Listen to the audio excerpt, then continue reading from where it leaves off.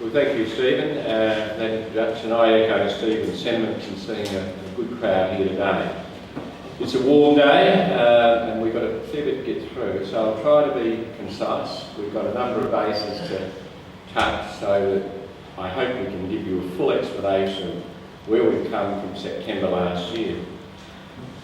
The initial contact was in September 2015 when a letter was sent to the President of the Australian National Pigeon Association, which is, in other words, the fancy pigeon people. I'll read a couple of paragraphs as they appeared in that letter. AHA, Animal Health Australia, is commissioned to facilitate development of nationally consistent standards and guidelines for livestock to streamline welfare legislation in Australia. Further, I require a national representative for show, racing and meat pigeons to be part of the process. The nominee will participate in the stakeholder advisory group. I'll get to some of these terms a bit later on. So you can see from the thrust in that letter, it wasn't a casual invitation, pop along if you like. You've got to be there. They were directives, not invitations. So what quickly followed from there was the President of the Fancy Pigeons discussed the matter with his board. One of the people involved was Chris Schutz, who many of you know. Chris is based in Adelaide. The fancy people quickly resolved that they had a lot less fanciers involved than we did. And also the pigeons, they identified it themselves, that pigeons posed a greater welfare risk to their participants than caged show pigeons. For that reason, they weren't prepared to put a nominee forward, but they were quite happy for racing pigeons to act on their behalf. Chris Schutz spoke to Stephen Nusky, who at that time was a member of the SAHPA five-man committee, sought his advice on which way that they should go. Stephen Nusky got in touch with me, and given I was Canberra-based, and the meetings have either been hookups, but mainly meetings Northbourne Avenue in Canberra. Lots of two-day meetings. Stephen said, would you be available to do this? And would you be prepared to do this? I said in principle, yes, I would do, but I wasn't quite sure of the nuts and bolts, and I would go to Animal Health Australia and meet with them to make sure that I was cognizant of all of the facts. Who are AHA? They are established by the Australian, territory and state governments, plus major national stakeholders in the livestock industry. They're funded by those people. They're funded 33% by the federal government. Now, they're not a government department, but they are very strongly centred around government, and they have got clout. I met with AHA staff and I found them very open and helpful. One of them, the senior project officer, has been more than helpful throughout this whole process, because I've never been to a government meeting, let alone a government welfare meeting, and it is something different, let me tell you. The people were very helpful and sympathetic with our cause. When I was there, the AHA asked for a code of practice that we abide by currently, and I was able to give them a South Australian code of practice. Now, the South Australian code of practice mirrors largely Western Australia. Western Australia is a registered document, so it's something that we, as pigeon fanciers, abide by at this current time.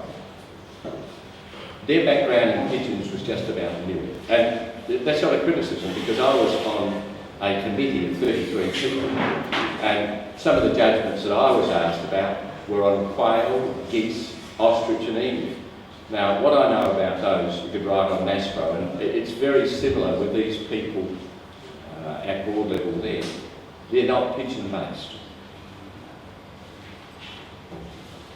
One of the questions I asked when I was there, just to try and suss out how heavy was this, who gave the directive for this process? Well, an answer came back very quickly. The Federal Minister for Agriculture, Barnaby Joyce. So you couldn't start any higher. He then refers to the Animal Welfare Task Group, which is a government department. So that the lasso is put around all of the country, Animal Welfare Task Group goes to the State Ministers for Agriculture. Everyone now is in the loop. Everyone's involved, everyone's committed to be a part of the process. And it then handled on for Animal Health Australia to coordinate. Animal Health Australia don't make the rules. They've been directed to run this process. A couple of clear messages. At this stage, I hadn't committed myself to do it, but as each quarter of an hour drew by, I knew that we had to be a part of this process. In negative terms, if we hadn't done it, we would have shot ourselves in the foot. We needed to have somebody there to help self-regulate the sport. Additionally, AHA stressed that the person that was going to represent pigeons would be a member of a 33-person committee, stakeholder advisory group, and that person had to be empowered to speak on behalf of the Australian pigeon fraternity. When you go to the meetings, it's a process of negotiation, discussion. You can't put up your hand and say, look, I'll be back in a quarter of an hour, or I'll speak to Steve Edward and get back to you. You have to be empowered to make those decisions at that time. I said that a national board would have to be formed to give the power to this representative for the pigeon fraternity. They said, that's fine. Wise to do that, because you are talking about a national code of practice. But bear in mind that this is early October, that early January we will be in touch with you with suggestions for standards and guidelines that must be adhered to, and we need a decision-making person at that time. So from a letter late September, we were required to have somebody representing the sport in January. About 3 months, not very long. The flow on from here, I took this back to Stephen Nusky and confirmed that I would assist and it had to be done, but only if a national board was formed, as we had to put in place nationally consistent standards. There's two things here. It had to be national, it had to be Australia-wide, it had to be cooperative, we had to work together.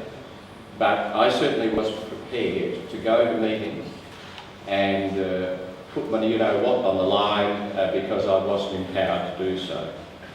It was easy. The choices were, be irresponsible, do nothing, don't nominate a nominee, and leave it in the hands of non-pigeon people. And that could have been quite dangerous. The other option, be responsible and meet the challenge in the best interests of the sport. Realistically, there was only one choice if we wanted to self-regulate. We had to be part of this process. The next trip was structuring the board. Clearly time was of the essence. We were in October, board representative confirmed by early January.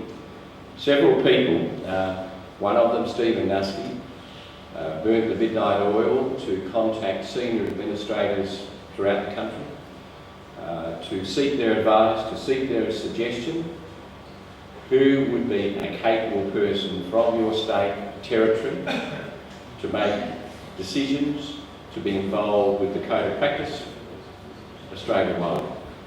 Now, that took a number of phone calls. We then had to make approaches to those people.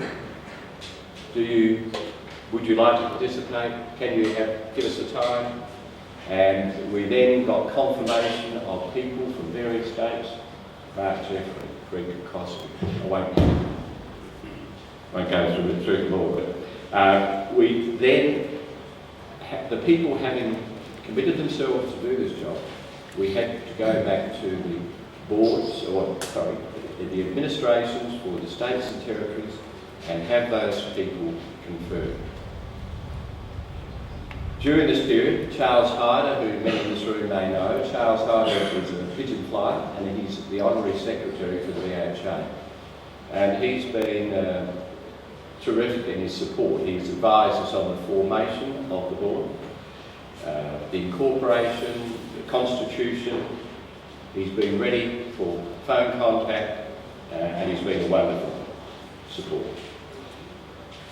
This was very hastily done. There was no other way of doing it. The members of this Australian National Board are the states and territories. We had to contact the states and territories to give their approval, to give their endorsement of the guy who was going to represent their state at board level. It was hastily done, but we didn't have any option but to do so. I mentioned before about the Stakeholder Advisory Group. I was one of 33 people on this advisory group. It's mainly poultry based and it shouldn't be any surprise to anybody. They've got $1 billion industry and they did have a significant number of nominees on the board. There are other species like geese, ostrich, emu, quail, pigeons. All of these people had a representative of the board. Also on the board, and this is where some of the debates got interesting, were people from RSPCA, Department of Primary Industry, Agriculture and Animal Welfare. We met for 2 days in March and 2 days in August. And I can assure you, and we will discuss this later, the three most prominently discussed subjects there were welfare, welfare and welfare. The standards and guidelines, and I'll explain in a moment, they were finalised for all species at the August meeting.